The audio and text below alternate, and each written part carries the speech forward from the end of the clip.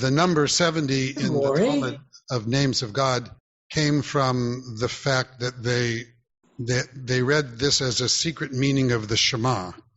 Since the Shema has come down to us for thousands of years now as kind of the central prayer of belief, of affirmation, of belief in one God, Shema Yisrael, Adonai Eloheinu, Adonai Echad, that God is one.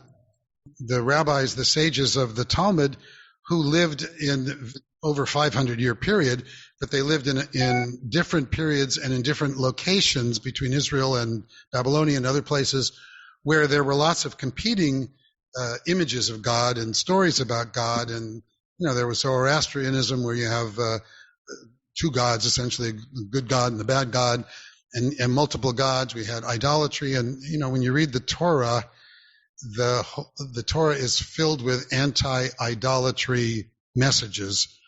And there's lots of messages in the Torah from God through Moses of telling people that the Israelites, that whatever they believe shouldn't be what their neighbors believe.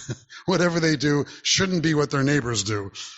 So don't act like the Canaanites, and don't act like the Jebusites, and don't act like the Hittites, and don't act like all the other ites that are out there that you're going to encounter, because you have to be a unique people. So that's part of one of the underlying themes of the entire Torah and of this relationship that in the Torah God has with the Jewish people, with the children of Israel, is, we're going to have this special relationship, and therefore don't run around worshiping other gods.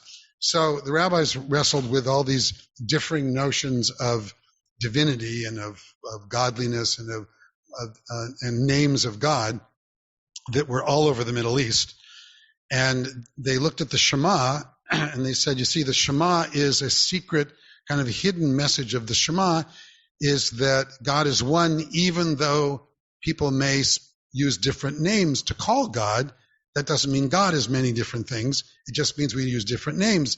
And the way they figured that out was they took the word Shema, which we know in Hebrew is the word that means listen, Shema Yisrael, listen Israel. And they broke it down into two words, Shem, which means name in Hebrew, and Ayin, because there's only three letters in the word Shema, Shin, Mem, Ayin. So they said, Shema is Shem Ayin, and Ayin is the Hebrew letter that stands for 70. So they said, this is secretly telling us there are 70 names of God. And let me see what this is. I want this to be gallery. There we go. Yeah, I like the gallery view. Then I can see more people. So anyway, that's where 70 came from. So Joyce, yes, and there are other places where, in fact, in Jewish mystical tradition, which I think I'll talk about next time, in case you're here in, where are we, November? In case you're here for the December version, we'll talk about some of the mystical issues of God's names. In Jewish mysticism, they talk about 72 names, because, they're mystics, so they got to have more. So there's 72 names of God in the Jewish mystical tradition.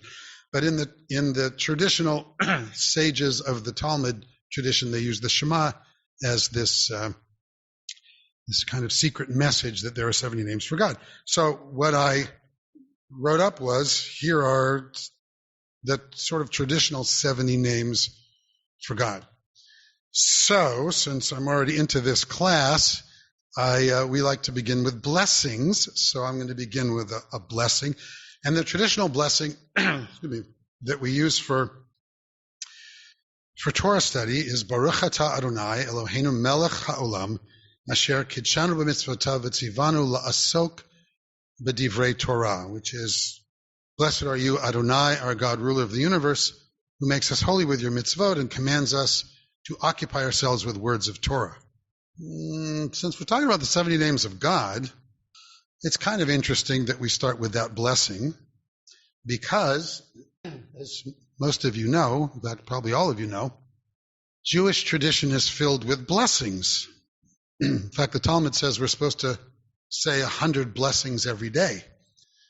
Every day is supposed to be a gigantic blessing treasure hunt. You're supposed to spend your days looking for things to say blessings about.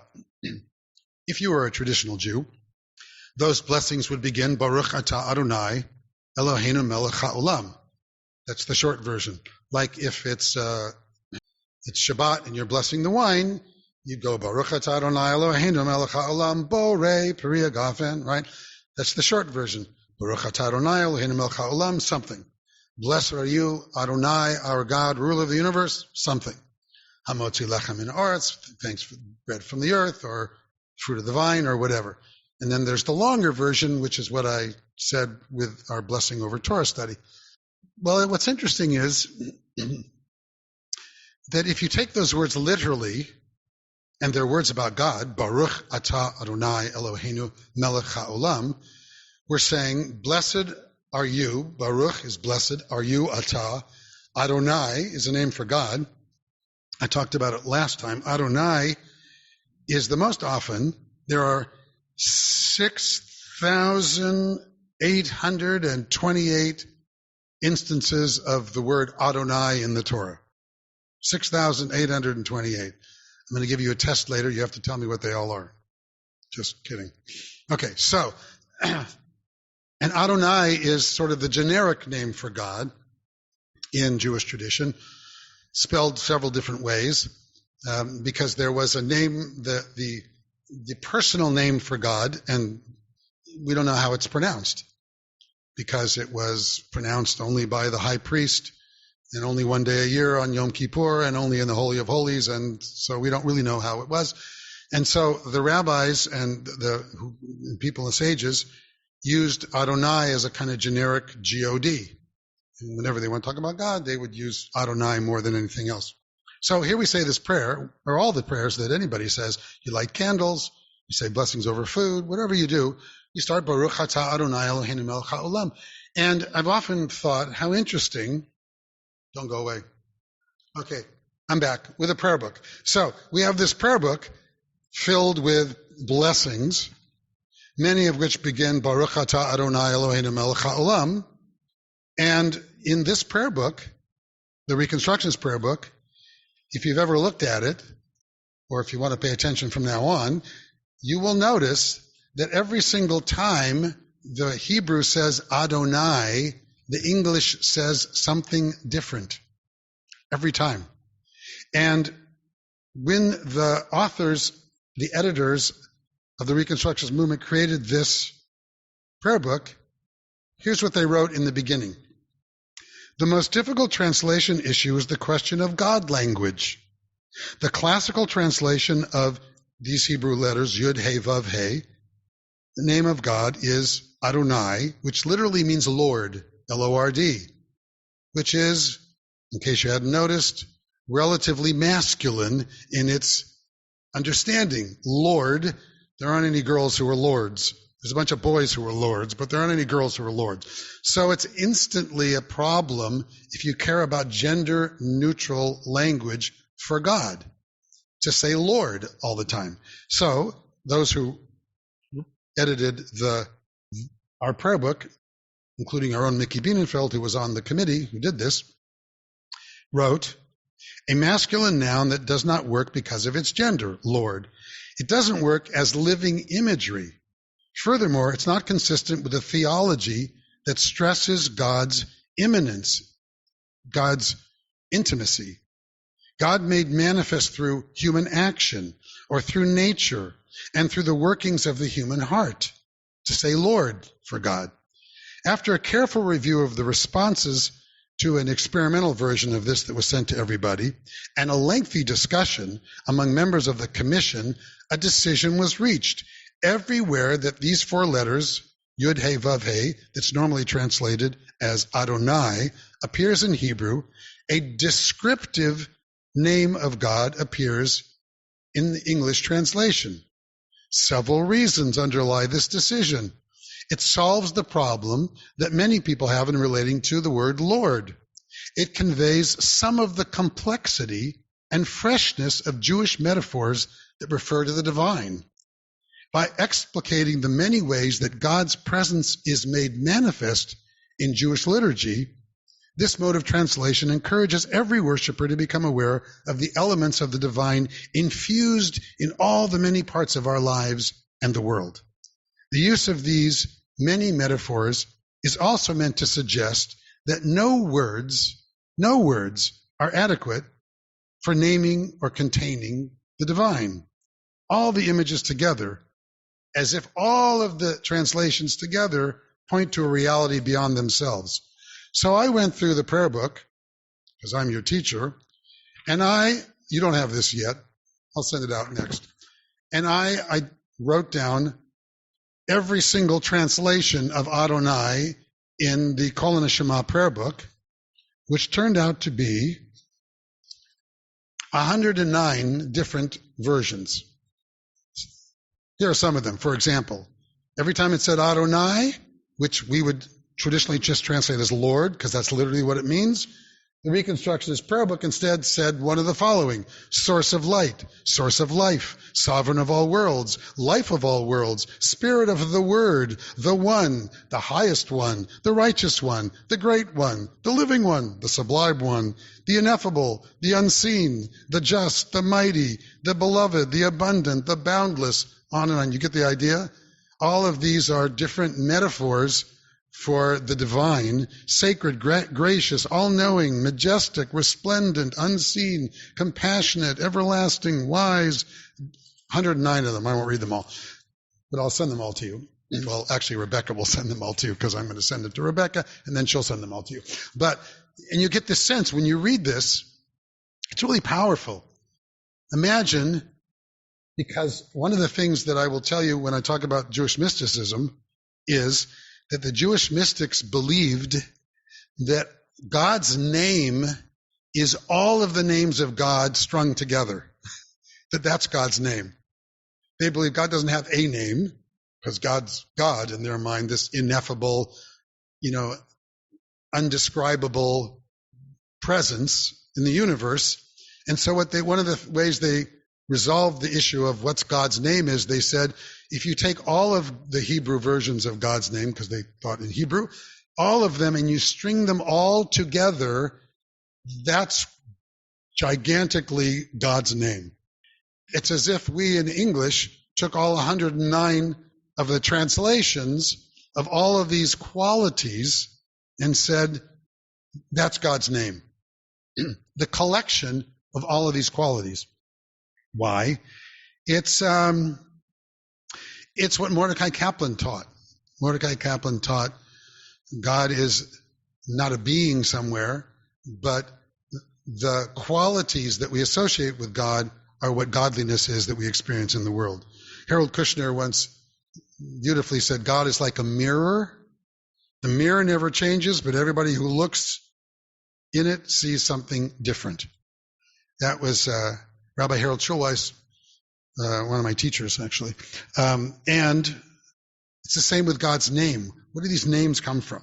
So what we have is a couple of God stories I want to tell you. See, Kaplan said, when we speak of God's attributes, we should mean not that God has those attributes, but that God is those attributes. So here's a couple of God stories. God story number one, true story, from 1992, because I made a note of it. In 1992, one of our preschoolers here at KI was asked, do you think God lives in the temple?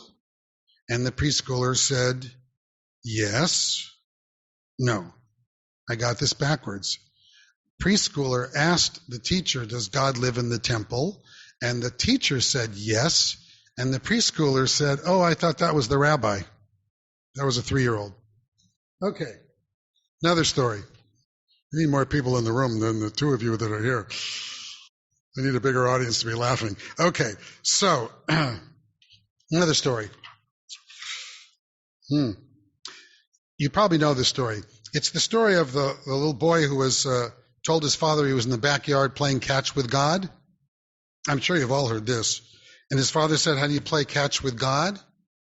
And of course the son replied, easy, I just throw the ball up in the air and God always throws it back to me. And then there was the person who told me, most of these are kid God stories, the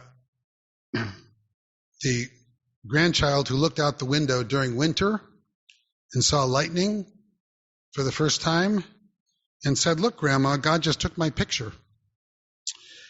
Then there's the true story that happened to me. I was asked to be a guest speaker at the local Methodist church many years ago. They never asked me back after that, but they asked me to be the guest speaker at the Methodist church one Sunday when the Methodist minister was going to be out of town and was a colleague of mine. So I went to speak about whatever I was going to speak about, and I'm sitting up on their pulpit, and the woman who was in charge turned to me with like a stage whisper, sitting next to me on the pulpit, and she said, "Rabbi, I have to apologize because we're having trouble with our sound system today. So when you get up to speak, you're going to have to speak really loudly because the agnostics in this room are terrible." One of my favorite church stories. So I know the agnostics in this room are not terrible, but it's certainly part of our experience of questioning God and what we mean by God. And I know I said last time, and I'll say it again, if we have over 7 billion people on the planet, then I would think we have over 7 billion versions of what holiness is and what divinity is and what people understand or mean by God as well. There's that other kind of humorous story of the Sunday school. These are all Sunday school stories of the teacher who asked, "Where is God?" And the student said, I know that God lives in the bathroom. And the teacher, a little taken aback, said, why do you think God lives in the bathroom? And the student said, "Because every morning when my father stands outside the bathroom and he's always saying, 'My God, are you still in there?'" I don't know about the rest of you, but Judith Ubik is really enjoying this. In any event. And here's my favorite for today. My favorite is a church sign that I saw because it really reflects this whole issue of God not being a being, but the qualities that we associate with God being what we really mean by holiness and divinity. There was this church sign that said, "Be careful how you live. You may be the only Bible some people will ever read." And I love that because that really is, in many ways, the Jewish notion of what all these names of God are about. I mentioned that there were over 6,000 versions of Adonai. Not just Adonai, but they're all tagged to something. Adonai Tzvaot is the God of armies. And at different times in our experience, we call upon different qualities or attributes of God, and then we give that God's name. So when the children of Israel in the Torah are about to encounter a hostile enemy, who do they pray to? They pray to Adonai, but not just Adonai. They pray to Adonai Tzvaot. That's what's in the Torah. And later on, when King David, who was known to be this great soldier, says, David and all the troops that were with him set out to bring from there the ark of God, and they said, Adonai Tzvaot, protect us along our journey, because that's who they prayed to. Or there's Adonai Tzidkenu, which means the God of our vindicator. Or there's Adonai Yireh, which is the name that Abraham gave to God at that famous story when he didn't sacrifice his son Isaac, and instead an angel shows up and says, don't hurt the boy, take this animal instead, and we deny the reality of human sacrifice. And so Abraham gave God a name and said, God's name is Adonai Yireh, which means God will see. God will see the essence of what's really important in us and who we should be. And frankly, that's kind of an interesting name because in my experience, it's certainly my experience with the Home Shalom Project and talking with kids about relationships, everybody wants to be seen. That is what everybody wants. They want to be seen and they want to be heard. Everybody wants to have a voice. That's how they know they matter. How do you know you matter in the world, after all? The only way we judge our own sense of self-worth, unfortunately, to a great degree, is how people react to us.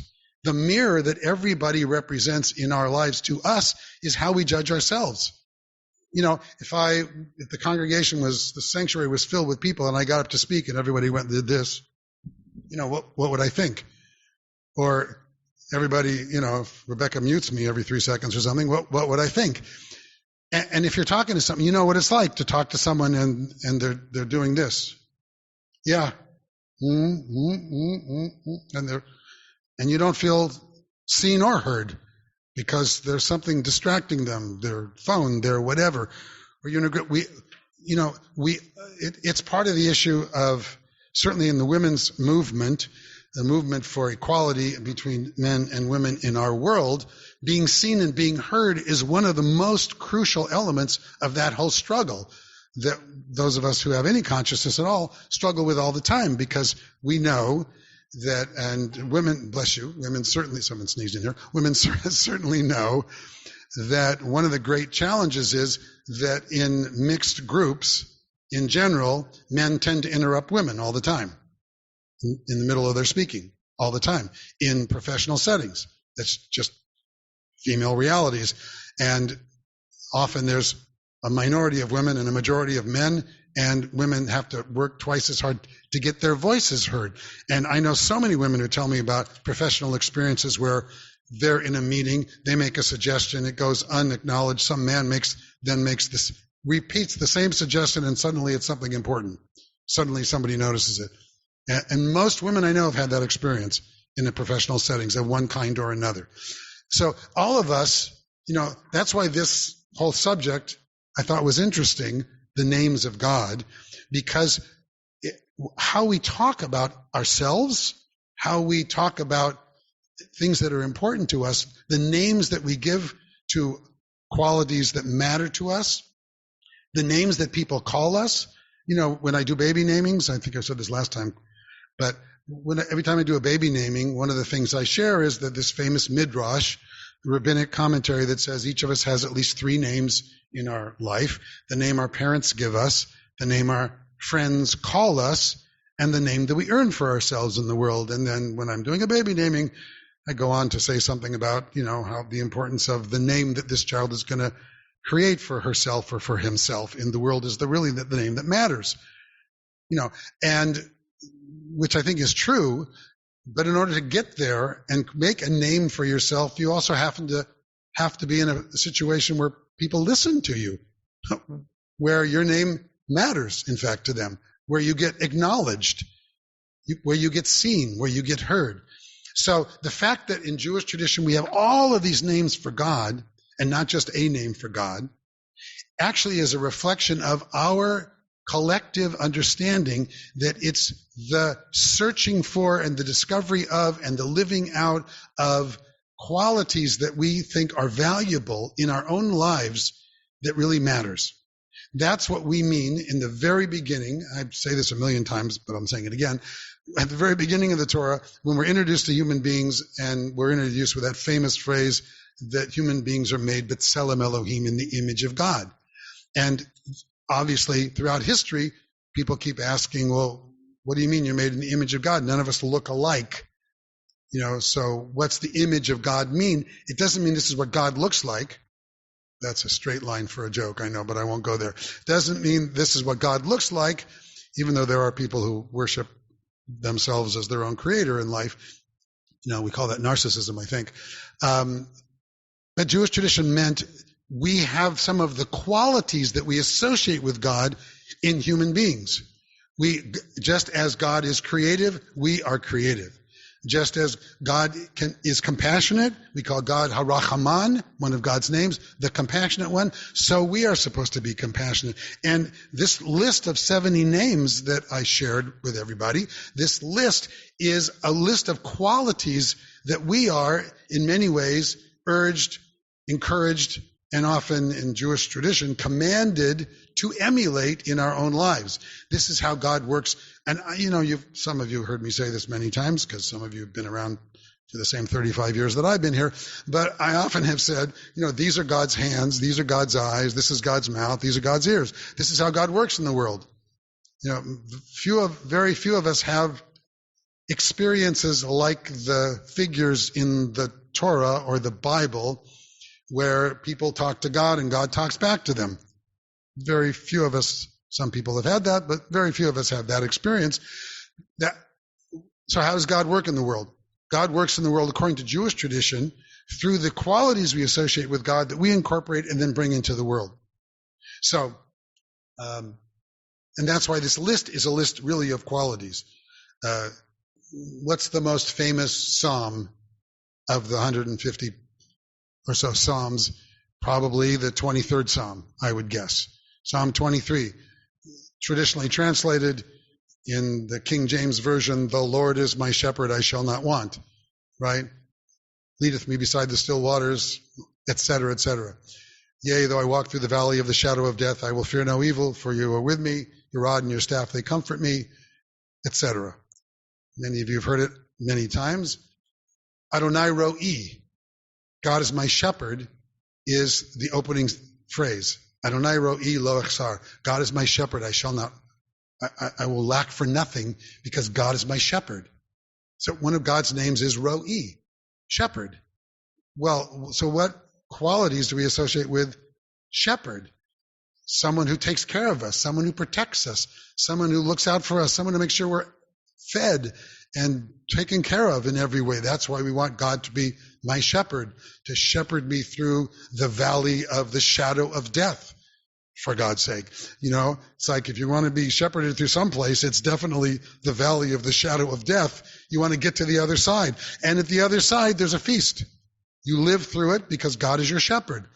And even though life is dangerous for sheep, after all, they're fragile and vulnerable, and there are enemies out there. There are predators out there. And if you don't have a good shepherd watching out for the sheep, you know, suddenly one of them disappears because there's a coyote out there or there's whatever. You know, people around here see those kinds of animals and they take their dogs and cats or whatever and bring them inside, right? That's what shepherds are supposed to do. They're supposed to protect you. So when you speak of Adonai Ro'i, God's name is shepherd, what you're saying is you're expressing your longing to be protected. You're expressing your longing to feel that you are in the hands of God. It's like, why do you think, what is that, Allstate? Is that what it is? You're in good hands with Allstate? Is that what it is? One of those. Yeah, but that's really a God image. You're in good hands with Allstate. They have their hands like this. It is the supplication, the supplicant that comes, go to church, the supplicant who comes asking for God's forgiveness. When you go to church and you're getting communion, this is what you do, and you place the communion in your hands. That's the image. That's the image. God as Ro'i. And all of these. Adonai Rofecha. God is the Rofei Cholim, the healer of the sick. Everybody gets sick. Here we are in the middle of a pandemic, for God's sake. I like saying that in the middle of this particular class. Here we are in the middle of a pandemic. You know, 5 million people have died from it, allegedly, in the world, and 750,000, I don't know what we've got now in the United States, whatever the number happens to be. And everybody's walking around with anxiety. We have this low-level anxiety. Some people it's high-level, but we have low-level anxiety with everybody, like probably in the world, but certainly everybody that I know is walking around, you know, literally afraid of other people, human beings, suddenly. Suddenly everybody's a potential life-threatening person, right? It's like, is that any way to live? No, it's no way to live. It's a bad way to live. It's a bad way for all of us to be living. It's got to be having a really negative impact on our society. And when we look around at all the sort of craziness that's happening out there in the world and the extreme things that people are doing, you know, like one of the most dangerous professions right now is flight attendant. When did flight attendant become one of the most dangerous professions in the world?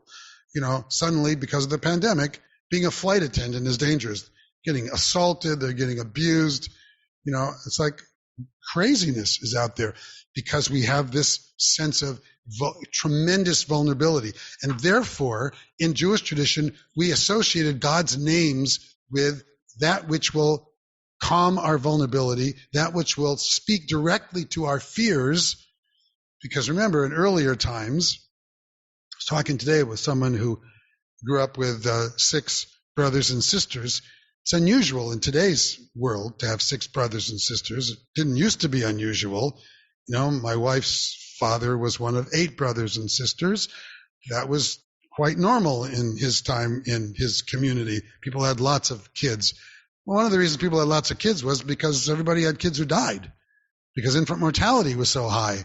So you kept, and also there wasn't birth control. That was the other good reason.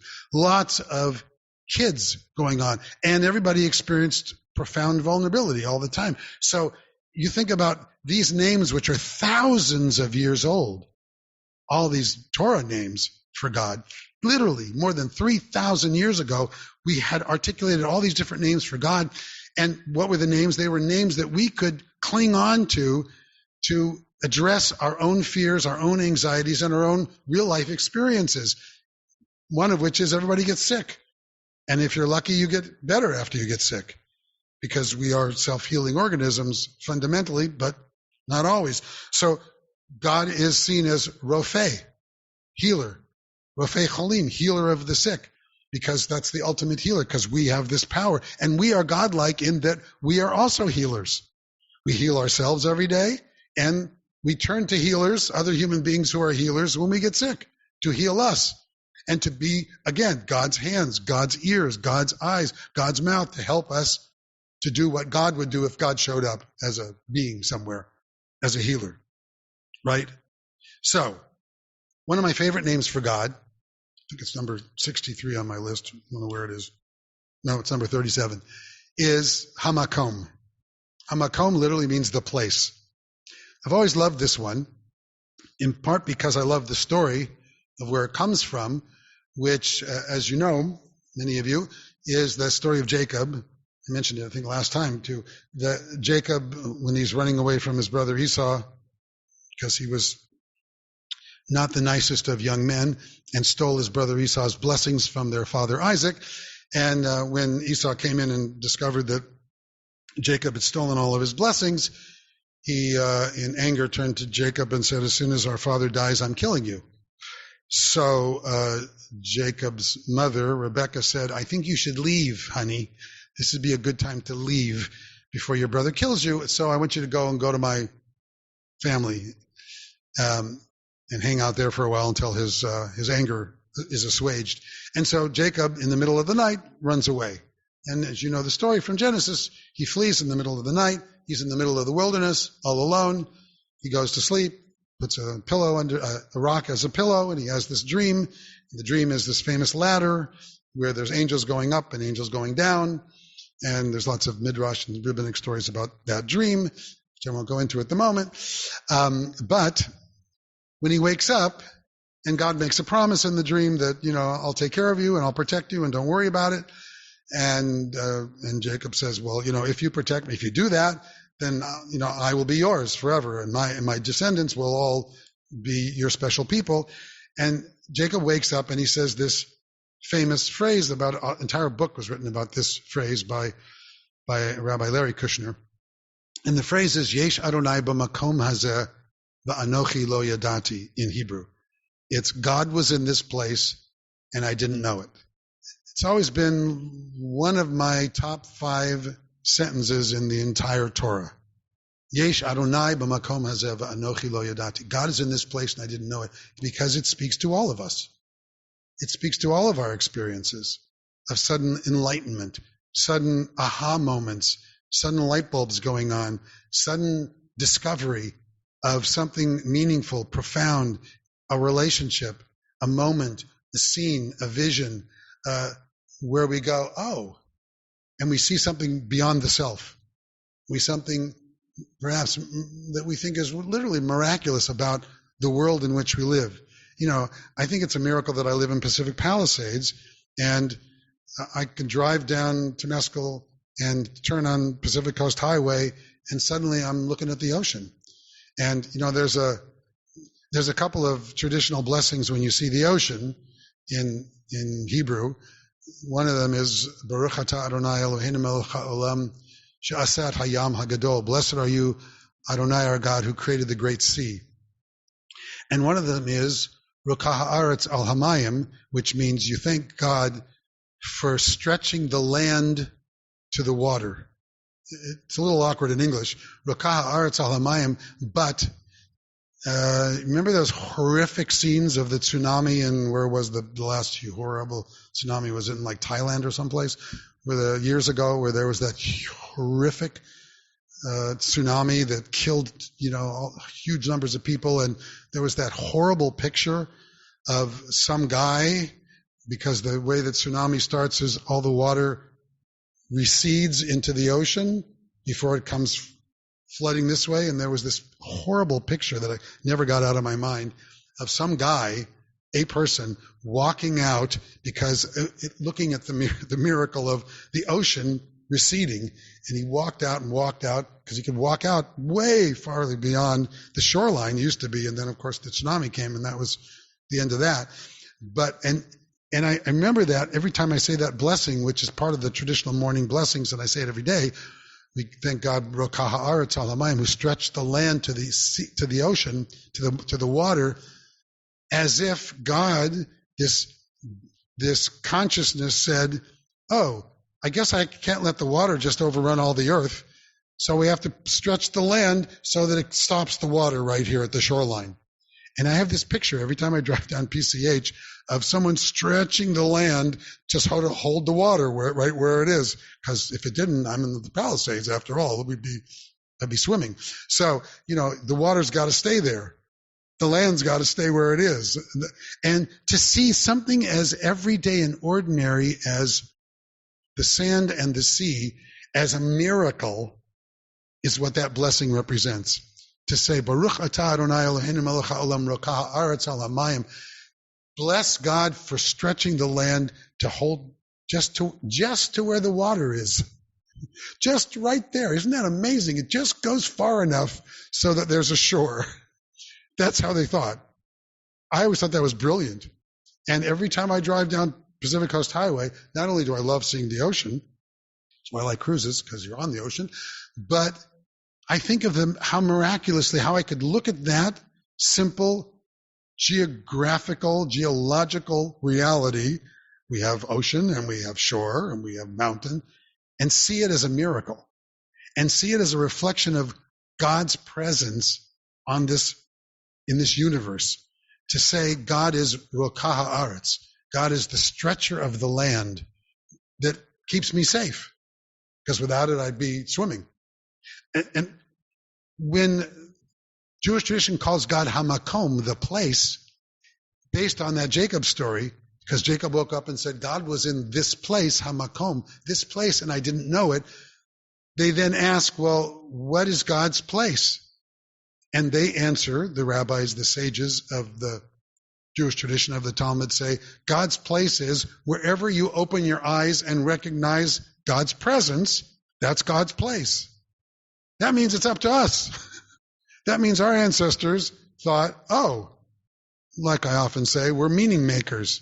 We decide what something means. Things just are, and then we put a frame around them and say that's what it means.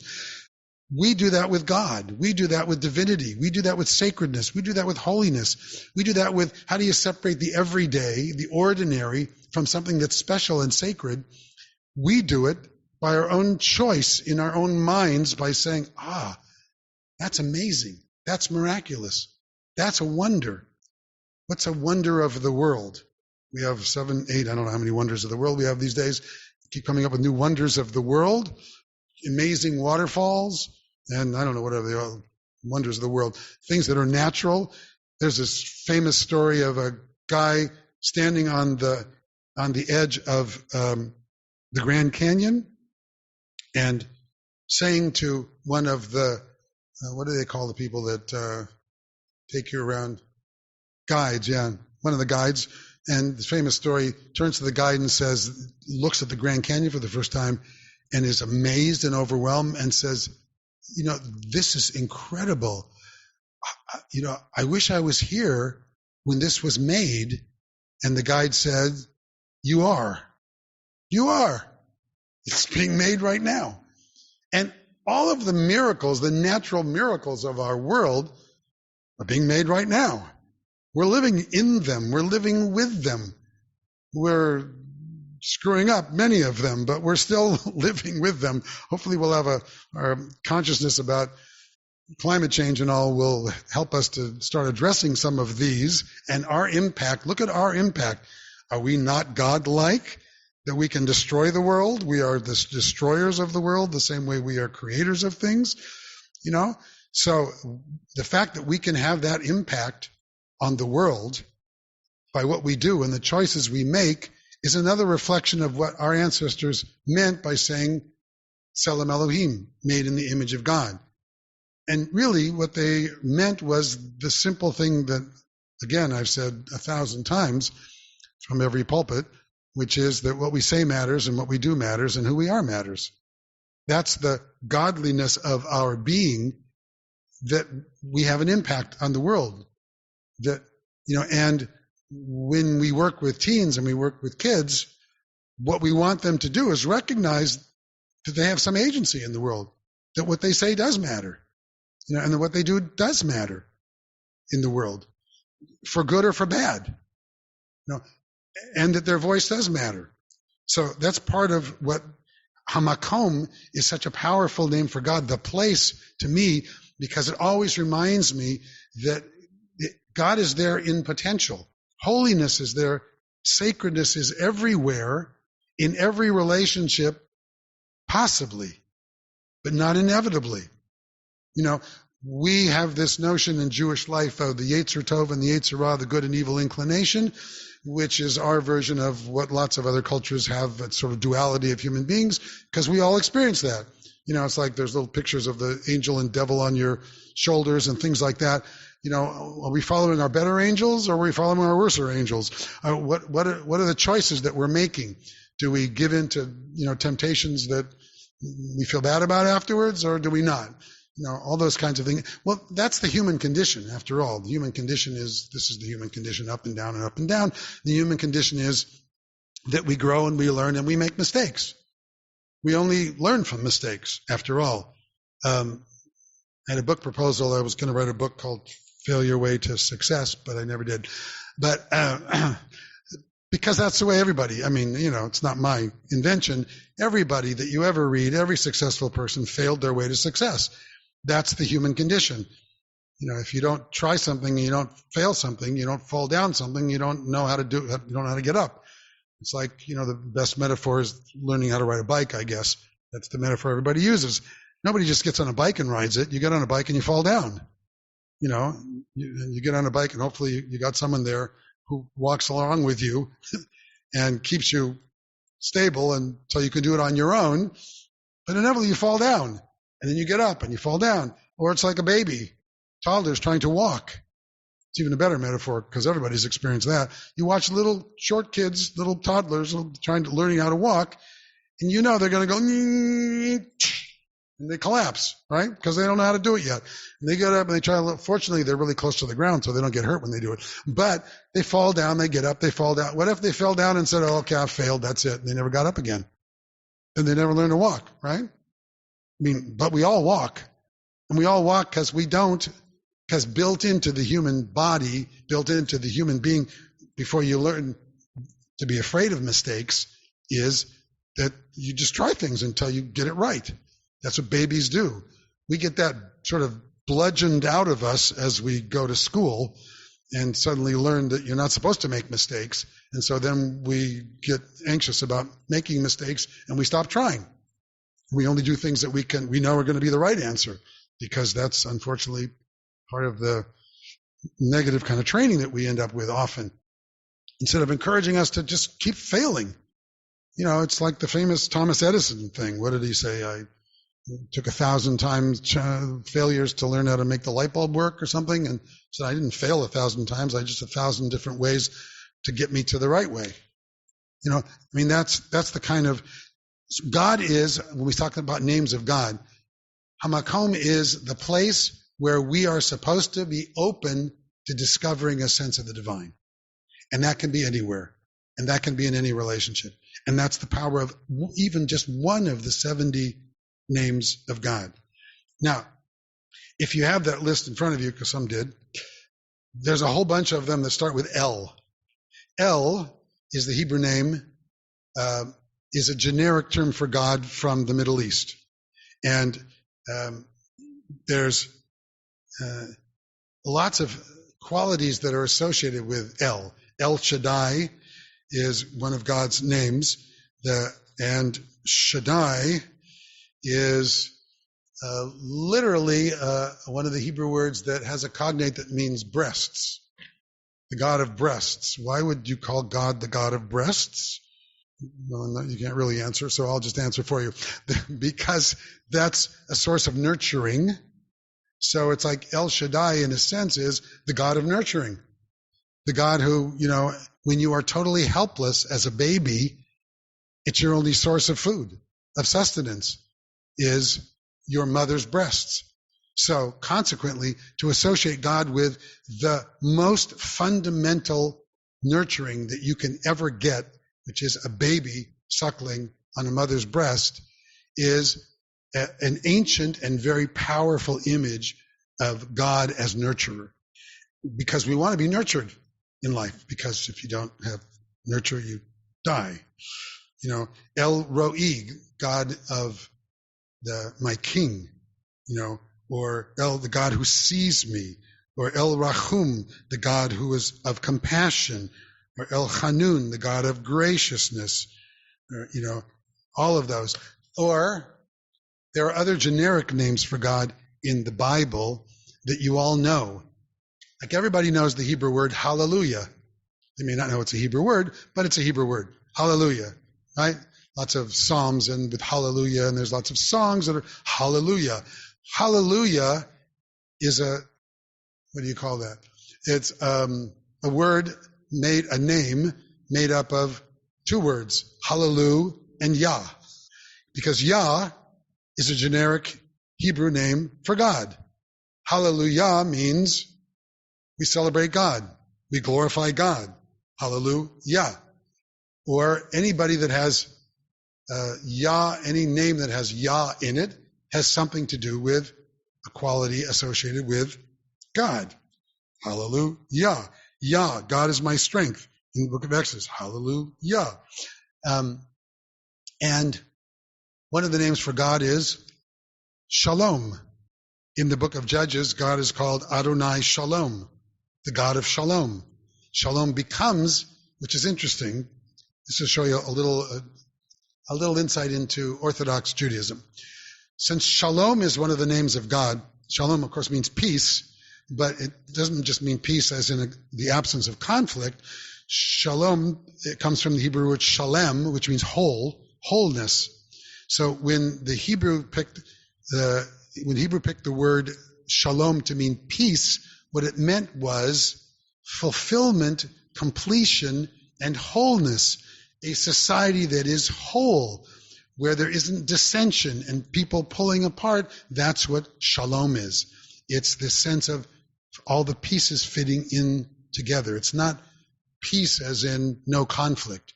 It's an active, positive joining together of all of the elements of society into a wholeness.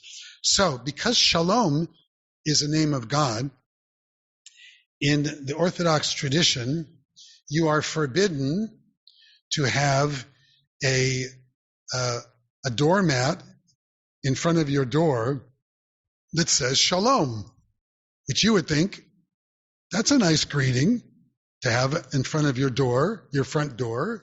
Lots of people have doormats in front of their doors that have names, words on them, or greetings on them, or some welcome, right? There's welcome mats. So, and you can go out and buy a shalom mat, but if you're an Orthodox Jew, you wouldn't have a shalom mat. Why? Because I just told you, it's one of God's names. You want everybody stepping on God's name? So you don't have shalom in front of your house, because everybody who comes in your house is going to step on God's name in order to get there. And all of these 70 names of God, if you're an Orthodox Jew, are sacred. These are sacred names. You protect them. You don't put them in a place where somebody could diss them in one way or another by stepping on them. And shalom comes in many forms as one of God's names. It's shalom. It says in the book of Judges, Gideon built an altar to God, that is Adonai version, and called it Adonai Shalom. God is shalom.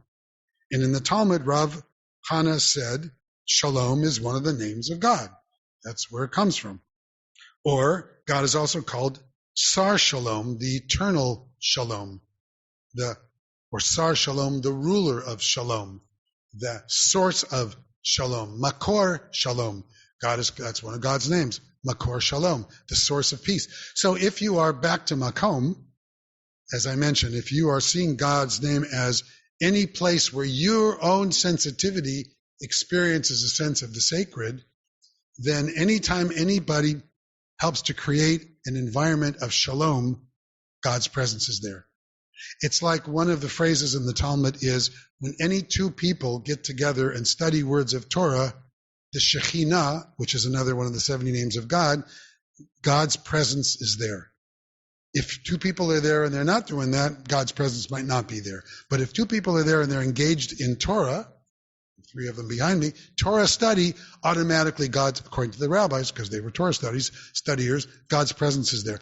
And part of the whole purpose of all these names is to remind all of us, if you spent time with these names, all of the activities that you do that are reflections of these names of God would be moments when, according to Jewish tradition, you are literally bringing God's presence into being in that moment with that behavior or with that relationship. So, did I tell you the Jackie Gleason story last time? It's very short. Jackie Gleason was asked if he thought he'd make it to heaven. He said, under present rules, perhaps not. But I'm counting on two things. One, God having a sense of humor. And two, God grading on the curve. I kind of like that. And when I was younger at one point, I was reading a lot of Philip Roth novels.